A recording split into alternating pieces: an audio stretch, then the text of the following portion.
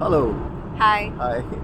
So today we are reviewing the movie Ponniyin Selvan, which we saw in Tamil with English subtitles. Yeah, and I'm sure I'm going to butcher some of the pronunciations, so please apologies Please for that. pardon Yeah. us for that.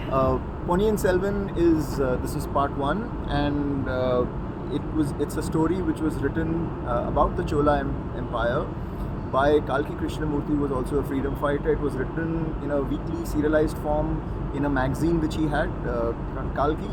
It's a legendary story. It is been read apparently in school by most Tamil people and other southern states as well, and describes all the power struggles and intrigue that you can expect from the era, which is set about 1,000 years ago. And wow is, I think, the first thing that I want to say. Absolutely. We are completely blown away. It did take time to warm up, but by the time the second half began, we were completely hooked. Just to give you a gist of what happened here, Prakash Raj plays the emperor, the Chola emperor. And there is a comet which appears over the sky and is going to be there for a certain period of time. And during that time, the astrologers foretell that there will be trouble. Now, he has 3 children. The eldest is played by Vikram. The younger one is Jayam Ravi. And their sister is Trisha Krishnan. Coincidentally, all 3 are unmarried at this particular moment in time, which obviously leads to further fun in a sense.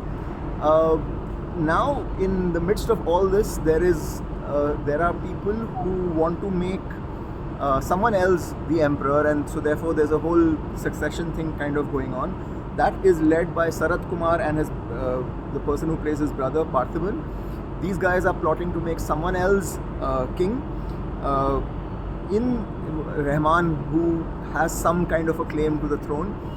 Now, in the midst of all this, there is also the fact that the elder one had executed someone from another empire, and that person's wife, who by the way is played by Aishwarya, now that person's wife Aishwarya has also sworn to kill the Chola king, or kind of spill Chola blood.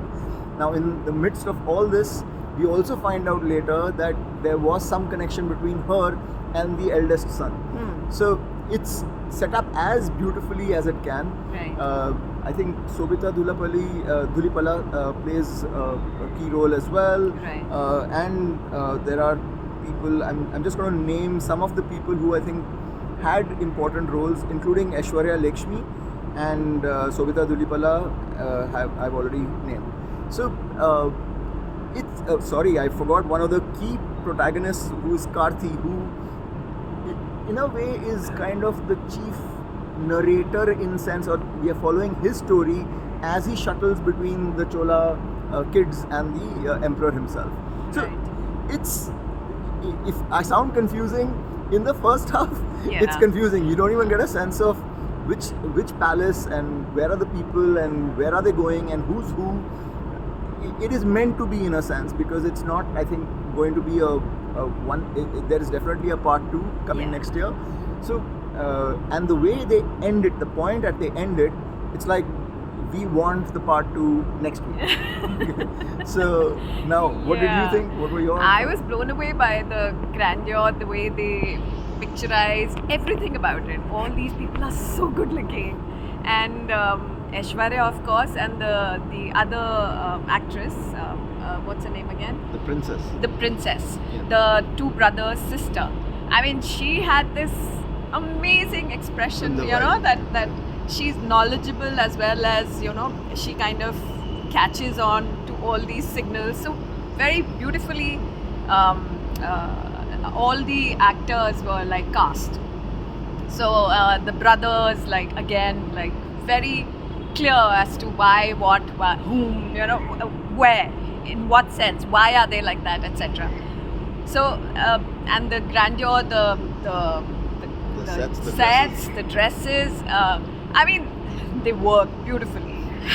I thought one of the interesting things was how they showed that women were extremely intelligent and not just beautiful, and some of the plots or some of the ways the people are guided Yes. even if they are a king, etc., were because of the women and the women giving suggestions, etc.